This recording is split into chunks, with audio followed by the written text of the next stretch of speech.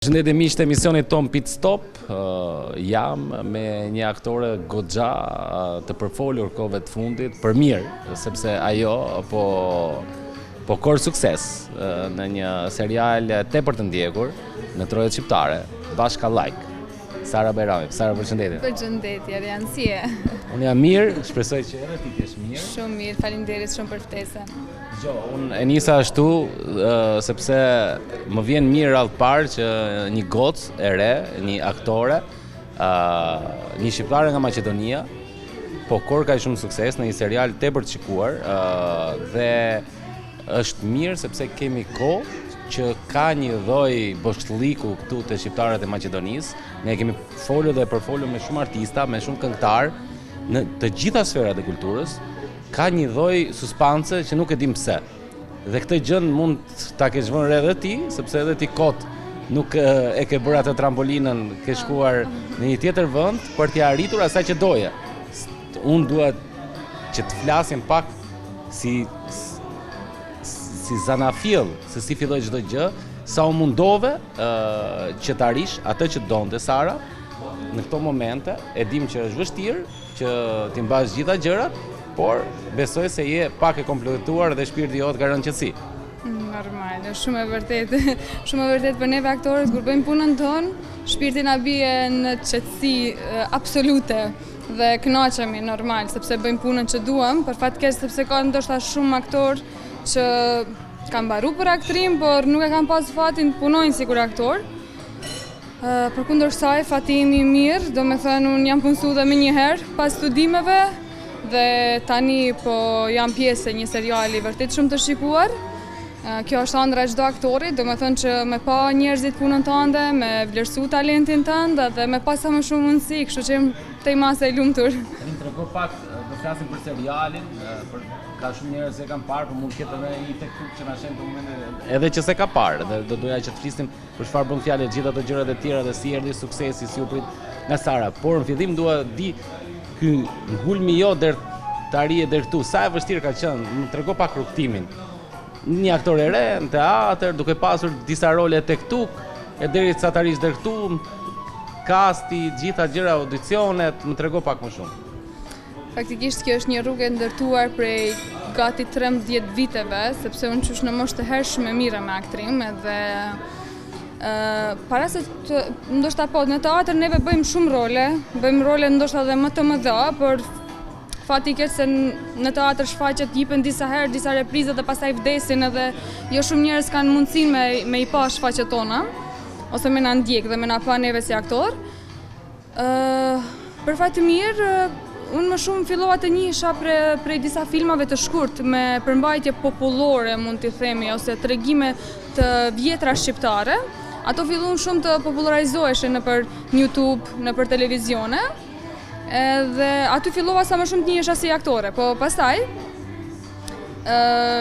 isha në një intervistë dhe skenaristi im kishte dëgjuar mua duke folë, edhe unë foli më shumë kosovarçe, shkaku se nanën e kam Xhilanit.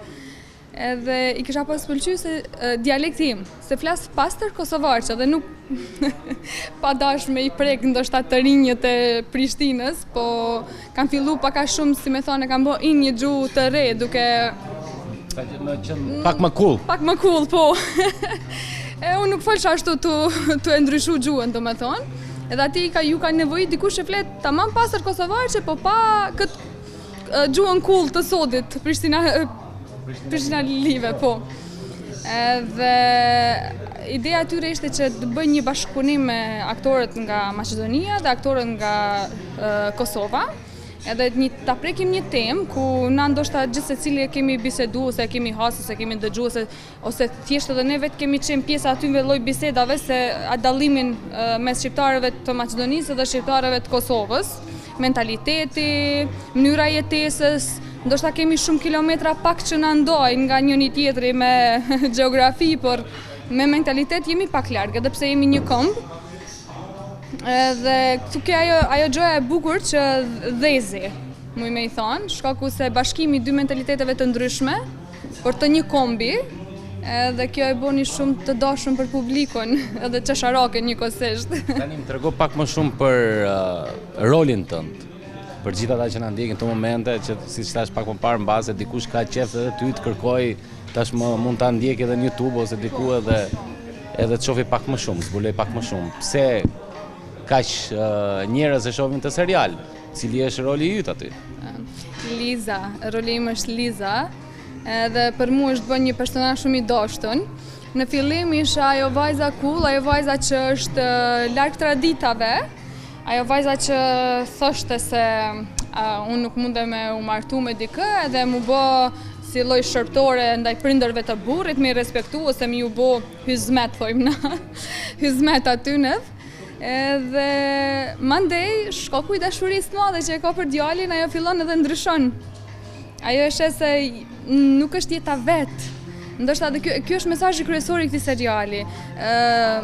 Tek neve shqiptarët, ndoshta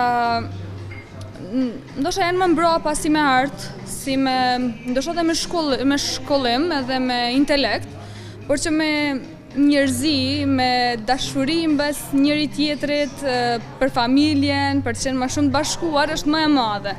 Ndoshta në Kosovë ne e shohim ditëve të sodit, intelekti, shkollimi, gjithçka arti, gjithçka ka arrit shumë tek para, por që njerëzit janë bërë shumë të ftohtë mes vete, mes familjes. Domethënë të rinjët nëse martohen duhen me qëndru vetëm, pa mos u interesu për prindët e burrit ose prindët e tyre vet apo ku e di unë. Ky serial prek bashat e temë. Domethënë edhe aty lindet e emri i serialit Bashkallajk, domethënë mbashkësi, tjetumit në bashkësi, se si është jeta tjetosh me shumë njerëz po bashk edhe me një farë mënyre neve i tregojmë se si duhen të respektohen tjerit ose se jeta bashkë me një tjetër në shumë më e mirë se sa tjetosh vetëm. Sara, është goce këtyre traditave o është pak më ndryshe në jetën normale? Jetën normale jam pak me këto traditat, jam pak me këto, edhe pse në rol nuk jam bash shumë ashtu. Do t'jetosh në bashkësi? Po, më pëlqen, edhe pse kam ca kohë që po jetoj vetëm, po vetëmia nuk është edhe shumë e bukur. Vërtet, por kur gjesh partnerin tënd dhe të vazhdosh jetën së bashku, nuk do të kishe problem që të mbaje pak ato traditat e vjetra. Të rria me prindërit e tij, apo? Jo, nuk e besoj që do kisha pas problem. Nuk e di. Do ta provosh? Do ta provoj një herë. Sa mos flasë pastaj. Dali kundërta. Po se provove se din asnjëherë. Ta provoj një herë dhe pastaj në intervistën tjetër do të tregoj. Po mirë, domethënë që ka gati puna. Deri te intervista tjetër, po më thënë intervistën tjetër. Po tash e bëm, besoj ndoshta mas një viti dy, ndoshta do e gjej. Po planin mas një viti, ë? E kem diat forën, ku thonë çika me kerrin u po ka me veç edhe djalë. Unë që planin e kom bo, veç gjatë ka me të po gjendet, letësh, ka plot. Tash që, jo, kam rëmë në përfundim se disa gjana në jetë nuk shkoshin bashk. Për shembull, nëse do të arrish në karrierë, edhe sepse në momentit rrethana që gjinte mundash, nuk kam kohë për të fokusu në një lidhje, apo në një lidhje, në një partner, sepse dhe ajo është përkushtim. Është përkushtim, do kohë, do përkushtim, do gjithë shka.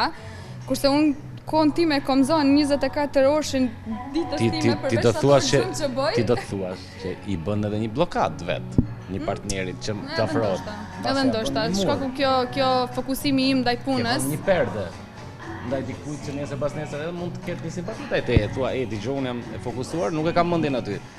Po të çliroj vetëm, duhet ta çlirosh veten mbase, se besoj se do ketë dikush që do të kuptoj.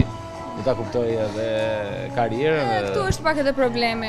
Këtu është problemi i të gjeturit një mashkull shqiptar me këtë profesion. Se ka plot se gjithë ato aktore besoj që i ke edhe kolege, s'janë pa martuar gjithë. Jo, e vërtet, por që nuk e di, ndoshta një gjë vetëm që thash, edhe pse jam vetë traditave dhe nuk jam njëri që i du shumë këto, nuk du të amerikanizohemi si shqiptar, do me thënë pëlqejnë traditat e tona, por jo deri ku aty të cënohet e drejta, të cënohet liria, të cënohet puna apo dëshirat e tua. Mendoj që në një lidhje, në një marrëdhënie, partneri duhet të jetë shtysë, jotja që ti të arrish sa më lart, e jo të mbetesh aty ku je ose të shkosh edhe më poshtë. Vërtet është kjo. Tani, Sara, unë uroj që ta gjesh atë që do dhe do e gjesh, ndonjëherë gjërat nuk kërkohen, po vijnë vetë. Dhe ashtu edhe unë kam lënë dorë Zotit. Mirë, okay. Po edhe duhet ngulmosh. nuk po flasim kërkon, po ngulmon. Gjen një tipare diku edhe ngulmon, e shef, edhe është energji në njerë. Por, dua të më thuash diçka tjetër tani. Po më thëjë që parë që është shumë e vështirë dhe normal që do jetë e vështirë.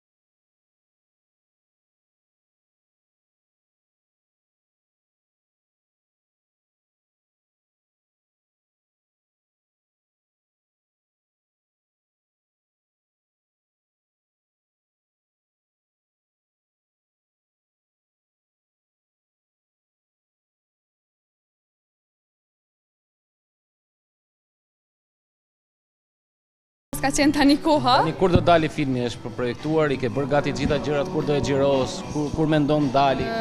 Një herë presim buxhetin prej agjencionit filmit edhe pastaj do fillojmë. Por çka të bëj filmi apo s'mund ta themi? Jo, tani jo.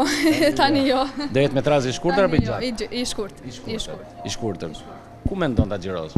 Këtu mendoj. Dhe arsyeja që unë mora këtë hap është se ne aktorët kemi një fantazi shumë të zgjeruar edhe ndonjëherë mendojmë veten ose me shumë pak diçka na kap dëshpërimi. Edhe thojmë, ndonjëherë na duket vetja sikur një muaj të rrim pa punë, dukemi sikur wow, na harrum, mbetëm, nuk po na sheh askush, nuk po na dikër askush. Edhe unë nuk doja të më kapja ai lloj dëshpërimi, sepse kisha në jetë jo çdo herë të vinë mundësi të luash role që ti dashuron, role që ti don. Sepse ty do të vjen një projekt, ty do të vjen një audicion dhe ti do shkosh do e lush atë lloj tekst që ka zgjedh regjisori dhe ndoshta ai nuk është roli yt më i mirë ose nuk të jep si rol mundësi që ti ta tregosh veten më së miri. Kështu që prej aty patlind dëshira ime që unë doja realizoj vetes vet këtë dëshirë dhe doja bëj personazhin vetes time vet dhe doja qes veten time në mënyrën më të mirë të mundshme. dhe i kam hyrë kësaj rruge. Dhe unë me zi presit dali, dhe ditën që do dali filmi, mbas asaj unë do doja që bashkë të ishim në një intervistë dhe të flisnim për atë film. Unë të falenderoj shumë, unë do të lej me disa pyetje që unë i bëj zakonisht disa personave që i kam në intervistat e mia, i selektoj, dhe ti do lexosh ato pyetje dhe do i kthesh përgjigjet vet publikut dhe kamerës të TV-klanit. Unë do lexoj vetë, do jap vetë. Po, faleminderit. Faleminderit e teje.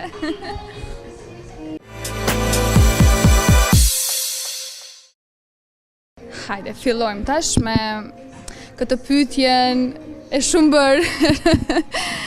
Teatri apo kinemaja? Po përgjigjem edhe unë njësoj. Siç jam përgjigj në për të gjitha intervistat e tjera, të dyjat, nuk mund t'i ndoj, ndoshta nuk di, mendoj që një aktor thjesht shkaku që është aktor dhe në qoftë syri kamerës apo në qoftë syri publikut, i mjafton ta ketë dikë që ta shikoj, edhe nuk e di, nuk isha mund ta veçoj. Edhe pse teatri jep një farë lloj emocioni ndryshe, sepse ti e ndjen aty prej afër publikun, ja ndjen frymarrjen, edhe po gabove apo po zgabove është aty direkt, nuk ka ndërprerje, por që prap them të dyjat. Lloji i filmit që nuk do ta luaje as për $1 milion.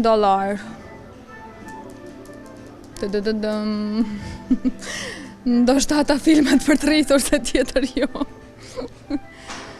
Kur ke qarë, për herë të fundit, unë jam person shumë empatik. Edhe qaj shumë shpesh, për herë të fundit nuk e di, ndoshta para 2-3 ditësh, po, mjafton ta shikoj një kafsh në i macin në rrugë, apo në njëri në ndonjë gjendje të keqe që është duke lyp në rrugë, apo diçka, dhe mu m'vjen për qarë më njëherë. A do e falje tradhtin? Jo. Çfarë do ktheje nga fëmijëria jote? Kur përmendi fëmijërinë, më kap një lloj nostalgjie e madhe dhe shpesh e bisedoj me motrën time këtë, them sikur një javë të kthehesha, vetëm një javë. Kaq do mjaftonte. Muzika që dëgjon. Përveç Llavas, gjitha tjerët, domethënë vetëm mbaret prej disponimit që e kam. Ushqimi i preferuar, ushqimi përgjithësi është i preferumi jem. Është aktiviteti më i preferumi ditës që e bëj. Përveç purës që nuk e ha, domethënë tjerat krejt i kam preferume. Single apo single?